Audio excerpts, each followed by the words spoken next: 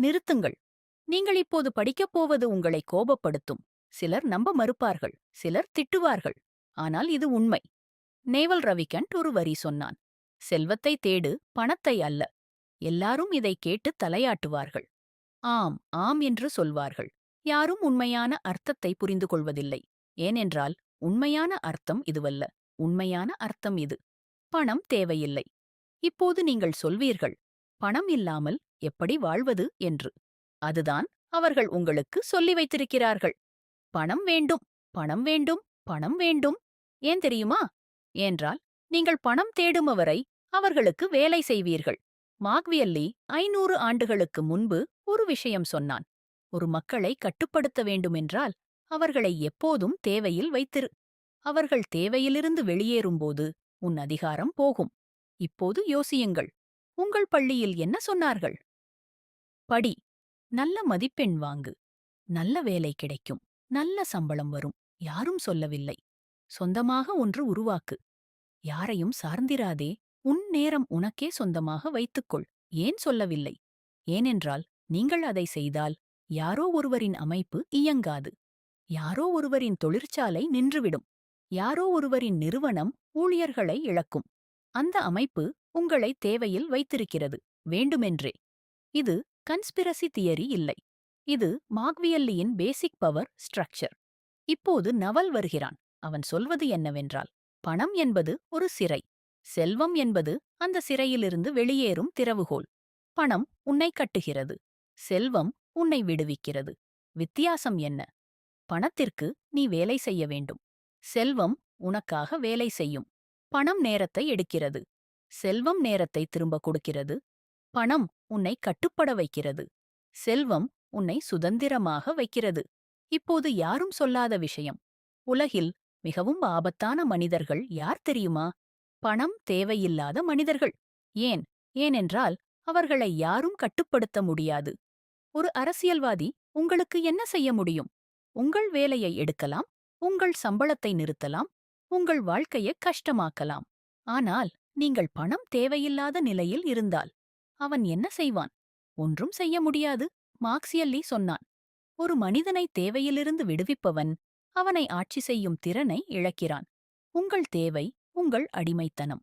இப்போது நடுவில் ஒரு ஷாக். நீங்கள் இப்போது வேலை செய்கிறீர்கள். சம்பளம் வாங்குகிறீர்கள். அந்த சம்பளத்தில் வாழ்கிறீர்கள்.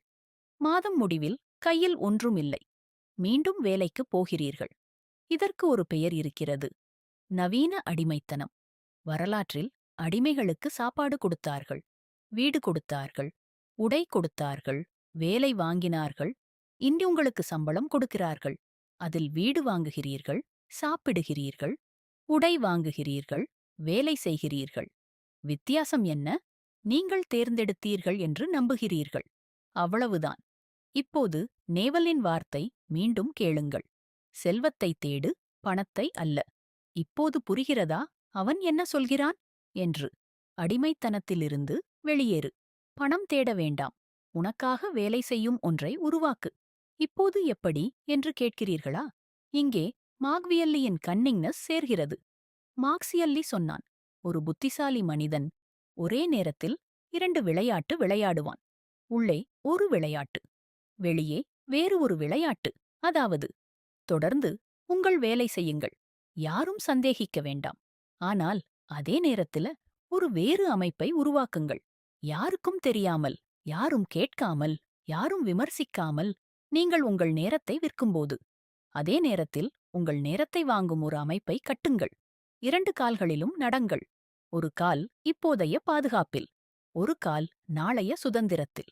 இதுவே Naval in wealth strategy in Machiavellian translation. இப்போது மிகவும் ப்ரொவோகேட்டிவ் கேள்வி. நீங்கள் ஏன் இன்னும் பணம் தேடுகிறீர்கள்? ஏனென்றால் யாரோ உங்களுக்கு சொல்லி வைத்திருக்கிறார்கள். படி, வேலை செய், சம்பளம் வாங்கு. அதுவே வாழ்க்கை என்று. அது வாழ்க்கை இல்லை. அது ஒரு ஸ்கிரிப்ட். யாரோ ஒருவர் எழுதிய ஸ்கிரிப்டை நீங்கள் நடிக்கிறீர்கள். நாவல் சொன்னான். தனிப்பட்ட தேர்வுகளே செல்வத்தின் தொடக்கம். நீங்கள் யாரோ எழுதிய கதையில் நடிக்கும் வரை நீங்கள் அடிமை. இந்த ஒரு வரி போதும். இப்போது திரும்பி பாருங்கள். உங்கள் வாழ்க்கை யாரோ எழுதிய ஸ்கிரிப்ட் அல்லது நீங்கள் எழுதிய கதையா? உங்கள் கரியர் டிசிஷன் யாரோ எடுத்தார்களா? உங்கள் எதிர்கால திட்டம் யாரோ சொன்னதா? உங்கள் பணம் எப்படி செலவாகிறது என்பதை வேறு யாரோ தீர்மானிக்கிறார்களா? அப்படியென்றால் நீங்கள் செல்வம் உருவாக்கவில்லை. நீங்கள் யாரோ ஒருவரின் செல்வத்திற்கு உதவிக் கொண்டிருக்கிறீர்கள். மாக்வியல்லியின் மிகவும் கடுமையான வார்த்தை. யாரையும் நம்புவது முட்டாள்தனம். உன்னையே நம்பு. உன் அமைப்பை நம்பு. நவல் அதை வேறு விதமாக சொன்னான். ஒரே ஒரு முதலாளி இருக்க வேண்டும். நீயே அவன். இப்போது மிகவும் முக்கியமான பகுதி. செல்வம் எப்படி உருவாக்குவது? நேவல் சொன்னான். 3 வழிகள் மட்டுமே உண்மையான செல்வம் தரும். மூன்றும் ஒரே விஷயத்தை சொல்கின்றன. நீ இல்லாமலும் உனக்காக வேலை செய்யும் ஒன்றை உருவாக்கு. முதல் வழி, உன் அறிவை ஒரு ஆதாரமாக மாற்று. இதை புரிந்து கொள்ள ஒரு கேள்வி. நீங்கள் இப்போது தெரிந்த ஒரு விஷயம் வேறு யாருக்காவது தெரியாதா? அது எத்தனை பேருக்கு தேவையாக இருக்கும்?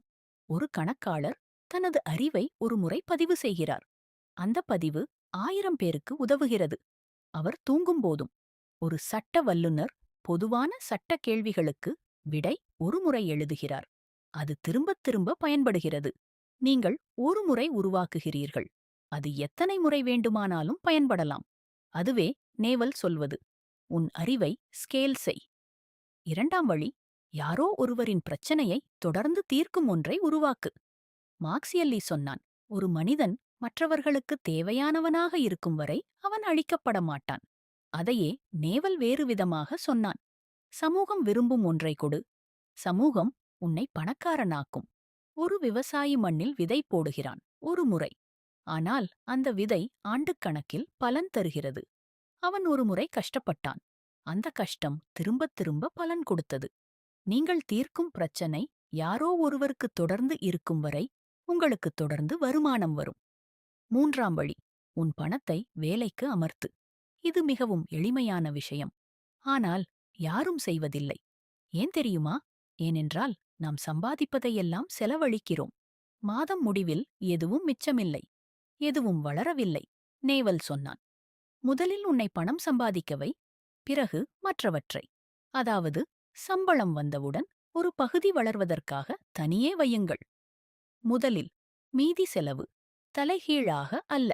அந்த வளரும் பணம் ஒரு நாள் உங்களுக்காக வேலை செய்யும். இந்த 3 வழிகளிலும் ஒரு பொது விஷயம் இருக்கிறது. இப்போது கஷ்டப்படு. எதிர்காலத்தில் சுதந்திரமாக இரு. பணம் தேடுபவன் இப்போது சுலபமாக இருக்கிறான். எதிர்காலத்தில் கஷ்டப்படுகிறான். செல்வம் உருவாக்குபவன் இப்போது கஷ்டப்படுகிறான். எதிர்காலத்தில் சுதந்திரமாக இருக்கிறான். இரண்டும் உங்கள் தேர்வு. இறுதியில் ஒரு விஷயம். செல்வம் என்பது பணம் அல்ல. செல்வம் என்பது சுதந்திரம். நீங்கள் விரும்பும் நேரத்தில் எழுவது. நீங்கள் விரும்பும் மனிதர்களுடன் நேரம் செலவிடுவது. நீங்கள் விரும்பும் வேலை செய்வது. யாரையும் கேட்காமல். அதை பணம் கொடுக்காது. அதை உங்களுக்காக வேலை செய்யும் ஒரு அமைப்பு மட்டுமே கொடுக்கும். நேவல் இன் வார்த்தையில் சொல்வதென்றால், செல்வம் நீங்கள் விரும்பியதை செய்யும் ஆற்றல். பணம் அதை ஒரு முறை மட்டும் செய்யும் ஆற்றல். இப்போது முடிவு உங்களிடம். பணம் தேடுவீர்களா? செல்வம் உருவாக்குவீர்களா? ஸ்கிரிப்டில் நடிப்பீர்களா? கதையை நீங்களே எழுதுவீர்களா? அடிமையாக இருப்பீர்களா? சுதந்திரமாக இருப்பீர்களா? தேர்வு உங்களுக்கு உரியது. எப்போதும்.